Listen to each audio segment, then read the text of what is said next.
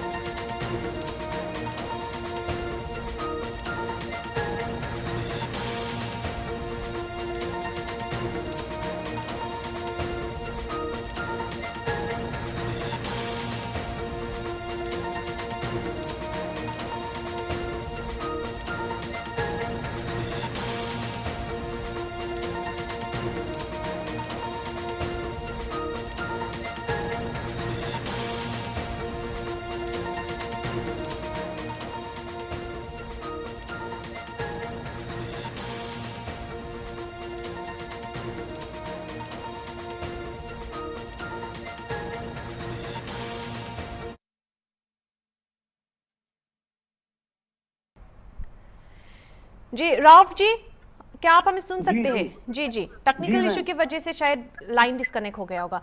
जैसे कि मैं आपसे पूछ रहा था कि आज से फर्स्ट फेज शुरू हो चुकी है और प्राइम मिनिस्टर मोदी श्रीनगर आने वाले थे। इसको लेकर लोगों का मूड कैसा है? जी मैम, आपको ये भी बताता चलूं कि लगातार अगर हम बात करेंगे तो इससे पहले जो कांग्रेस के बड़े दिग्गज नेता है वो भी जम्मू कश्मीर पहुंचे हैं। चाहे हम राहुल गांधी की बात करेंगे या दूसरे लीडरान की बात करेंगे, उन्होंने जम्मू कश्मीर का दौरा किया और वोटरान से अपील की कि वो कांग्रेस के हक में वोट डाले। तो अगर आज की बात करेंगे तो भाजपा के भी कैंडिडेट यहाँ उतर मैदान में है, तो उनके लिए जाहिर सी बात है कि भारतीय जनता पार्टी के जो पीएम नरेंद्र मोदी जी है वो जम्मू कश्मीर आ रहे हैं, क्योंकि वो भी अपनी तरफ वोटरान को राग़िब करेंगे कि भारतीय जनता पार्टी के हक में वो वोट डाले। अगर दूसरी तरफ हम बात करेंगे तो भारतीय जनता पार्टी लगातार ये दावे कर रही है कि अब की बात जो होगा जम्मू कश्मीर में भाजपा की सरकार बनेगी, लेकिन स्थिति यहाँ तब देखने को जब 8 तारीख को सामने जो नताइज है वो सामने आएंगे, तब 8 तारीख को पता चलेगा कि किसकी सरकार बनेगी, क्या गठबंधन सरकार बनेगी, क्या भाजपा की सरकार बनेगी। ये तो आने वाले 8 तारीख को पता चलेगा। जी मैम। जी रऊफ, नेशनल कॉन्फ्रेंस और एआईपी के बीच लगातार आदान प्रदान जारी है, तो इस सब में इंजीनियर राशिद के पोल कैंपेनिंग में भागीदारी एआईपी को किस तरीके से मदद करेगा? जी मैम, ये भी आपको बताता चलूं कि एक तरफ इंजीनियर रशीद की पार्टी है एआईपी अवामी इत्तेहाद पार्टी, और दूसरी तरफ वहां पर मैदान में नेशनल कॉन्फ्रेंस है। तो जाहिर सी बात है जब से इंजीनियर रशीद जेल से उनको जमानत मिली है तो उन्होंने बड़े पैमाने पर कैंपेन चलाई है, और जाहिर सी बात है उनको काफी सपोर्ट भी मिल रहा है। लेकिन अभी हम ये तय नहीं करेंगे कि उस सीट पर कौन जीतेगा, ये तो पता नहीं होगा। ये खाली हम बता सकते हैं कि 8 तारीख को पता चलेगा जब नताइज सामने आएंगे। लेकिन अभी जो स्थिति यहाँ पर बनी हुई है लगातार, जो अगर हम नेशनल कॉन्फ्रेंस की बात करेंगे, पीपल्स डेमोक्रेटिक की बात करेंगे, जमात इस्लामी भी इस बार मैदान में उतर चुकी है, और आजाद उम्मीदवार भी अपनी किस्मत आजमा रहे हैं। तो अब देखना होगा कि किसके हक में मतलब कौन वोट डालेगा। ये तो मैंने पहले ही आपको कहा कि 8 तारीख को पता चलेगा, तब तक हम कुछ भी नहीं कह सकते। लेकिन इंजीनियर रशीद की जहां आपने बात की, मैं आपको बताऊं कि उनकी फेज जो है काफी आगे आ रही है, काफी वो मतलब काफी दिख रहे हैं, वो काफी दिख रहे हैं। जी रऊफ, अगर हम जम्मू और कश्मीर के चुनाव के बारे में बात करें तो करीबन 10 साल के बाद जम्मू और कश्मीर में चुनाव हो रहा है, लोगों का सबसे बड़ा मुद्दा क्या है इस बार? हाँ, ये जाहिर सी बात है, यहाँ पर अगर हम बात करेंगे लोग ये चाहते हैं कि अमन शांति हो, बेरोजगारी बढ़ती हुई जा रही है, बिजली बिलों की अगर बात करेंगे तो अरूज पर है बिजली बिले, अगर हम पानी की बात करेंगे। लेकिन लोगों को ये भी लगता है कि कुछ पार्टियां इनको बोल रही कि दफा 370 और 35 है हम वापस दिलाएंगे, लेकिन वो तो दूसरी बात है। फिलहाल यहाँ पर अगर हम बात करेंगे, ये तो यूटी बनी हुई है। फिलहाल जो कश्मीर के लोग हैं वो सबसे पहले स्टेटहुड वापस चाहते हैं। जी अच्छा रऊफ, आप हमें ये बताइए कि इस बार फिर एनसी और कांग्रेस के बीच गठबंधन बन चुका है, क्या ये इसका वास्तविक होने का चांसेस कितना है? मैंने आपको पहले ही कहा कि अगर हम नेशनल कॉन्फ्रेंस और कांग्रेस की बात करेंगे तो उनको काफी सपोर्ट मिला, क्योंकि नेशनल कॉन्फ्रेंस ने जहां से कैंडिडेट खड़ा किए वहां पर कांग्रेस ने उनके साथ अलायंस की। जाहिर सी बात है उनको कांग्रेस की तरफ से सपोर्ट मिलेगा। और अगर हम कांग्रेस की बात करेंगे, जहां पर कांग्रेस ने अपने कैंडिडेट खड़ा किए तो वहां पर नेशनल कॉन्फ्रेंस ने उनको सपोर्ट किया, तो वहां पर कांग्रेस उम्मीदवार को काफी सपोर्ट मिलेगा। लेकिन मतदान में ऐसा हम देख रहे हैं कि अगर देखा जाए तो लोगों का रुझान किस तरफ होगा ये तो हम नहीं कह सकते हैं। जब वोटर बैलेट बॉक्स तक भी पहुंचता है तब भी किसी को ये पता नहीं चलता है कि किसके हक में ये वोट देगा। लेकिन जाहिर सी बात है सपोर्ट तो दोनों पार्टियों को मिलेगा, क्योंकि उन्होंने आपस में जो गठबंधन किया है। तो आने वाले समय अगर उन दोनों की ही सरकार बनती है तो ये तो जम्मू कश्मीर के लोगों को तय करना है कि वो कौन सी सरकार चुनेंगे। अगर हम पीपल्स डेमोक्रेटिक पार्टी की बात करेंगे तो लगातार महबूबा मुफ्ती भी अपनी कैंपेनिंग कर रही थी और लोगों को अपनी तरफ राग़िब कर रही थी। वहीं पर सीपीआईएम की अगर हम बात करेंगे तो वो उनके खिलाफ वहां पर कुलगाम में जमात इस्लामी मैदान में उतरा है, तो उधर भी काफी कांटे का टक्कर देखने को मिलेगा। जी आपने बिल्कुल सही बोला। और एक दूसरा प्रश्न जो है कि पॉलिटिकल पार्टीज ने अपने मैनिफेस्टोस में जम्मू और कश्मीर की जो ओरिजिनल स्टेटस है उसको रिस्टोर करने की बात भी की है। मैनिफेस्टोस में इसको लेकर क्या क्या क्या कहना है आपका? उन्होंने पहले ही मैनिफेस्टो में ये लिखा है कि जो जम्मू कश्मीर का तशख्खुस है, कि अगर हम बात करें, जम्मू कश्मीर पहले भी स्टेट थी और वो चाहते हैं कि अब भी स्टेट रहे, लेकिन अभी मरकज की तरफ से इस पर मतलब कोई इकदाम नहीं उठा गया है कि जम्मू कश्मीर को स्टेट पर वापस दिया जाए। लेकिन फिलहाल ये तो यूटी है और गवर्नर रूल यहाँ पर अभी भी कायम है, लेकिन जब तक मतदान होंगे तो मतदान के बाद ही सामने नतायज आएंगे कि सरकार किसकी बनेगी। लेकिन फिर भी मैनिफेस्टो में उन्होंने पावर का जिक्र किया है, बिजली का जिक्र किया है और दूसरी चीजों का जिक्र किया है, तो लोगों को ये समझ आ रहा है कि चाहे दफा 370-35 की बात करेंगे, लगातार लोग ये सोच रहे हैं कि वो हमें वापस मिलेगा। जी रावत, जम्मू और कश्मीर के केंद्र शासित प्रदेश बनाने के बाद लोगों को उनके अधिकारों से कैसे वंचित किया गया? जी, लोग तो काफी निराश हो रहे हैं। जब से दफा 370-35 से यहाँ पर खत्म किया गया तो लोग काफी निराश है।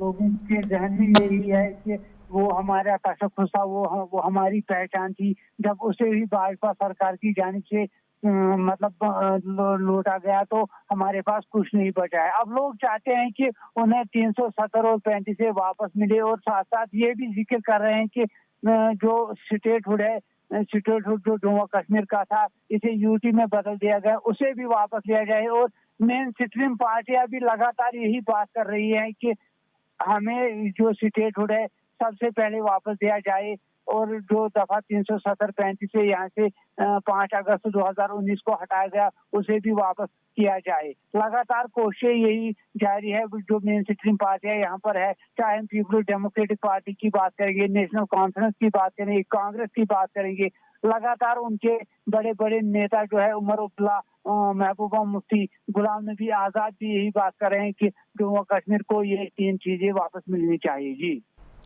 अच्छा रऊफ, भाजपा ने कहा है कि आर्टिकल 370 और आर्टिकल 375A कभी वापस नहीं आएंगे, जबकि कुछ दलों ने अपने मैनिफेस्टो में इस बारे में उल्लेख किया है कि इस मुद्दे पर जनता की आम धारणा क्या है? देखिए, जनता की अगर बात करेंगे तो यहाँ पर कई जगह पर जो भारतीय जनता पार्टी है उन्होंने भी अपने कैंडिडेट खड़ा किए हैं और उनके साथ भी कुछ लोग जुड़े हुए हैं। तो ये तो मैंने पहले आपसे कहा कि ये तो 8 तारीख को पता चलेगा कि सरकार पहले किसकी बनेगी, और फिर वो तय करेंगे क्या दफा 370-35 के खातिर वो लड़ेंगे या नहीं। वो लेकिन मैनिफेस्टो में उन्होंने सबसे पहले जिक्र किया है कि दफा 370 और 35 को हम वापस लाएंगे।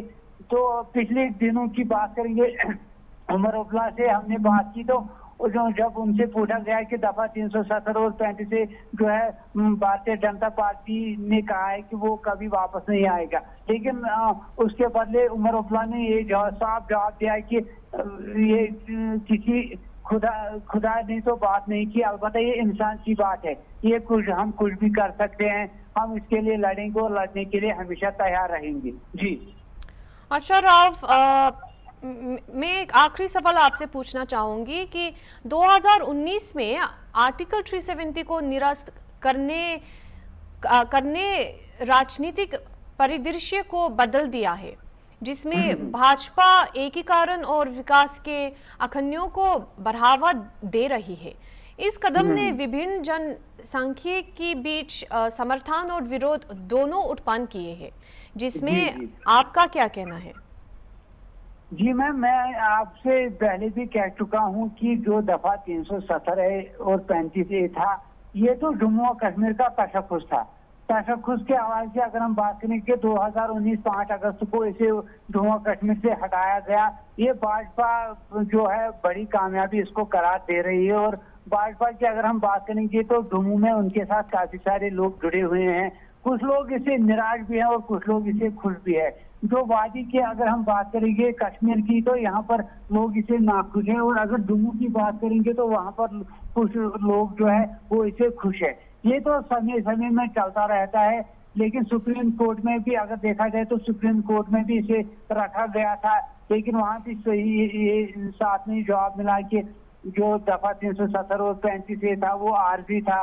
लेकिन अब जो मेन स्ट्रीम पार्टियां हैं वो लगातार ये कोशिश कर रही है और लोगों से ये कह रही है कि दफा 370 और 35 के हवाले से हम लगातार कोशिश करेंगे, जद्दोजहद जारी रखेंगे। लेकिन सबसे पहले जो अवलीन तरजीह इन्होंने दी है वो इन्होंने स्टेटहुड के हवाले से दी है कि जो स्टेटहुड है जम्मू कश्मीर का उसे वापस दिया जाए और यूटी में जो है इसे तब्दील किया गया था उसे फिर से हटाया जाए और इसे लगातार रियासत बनाई जाए।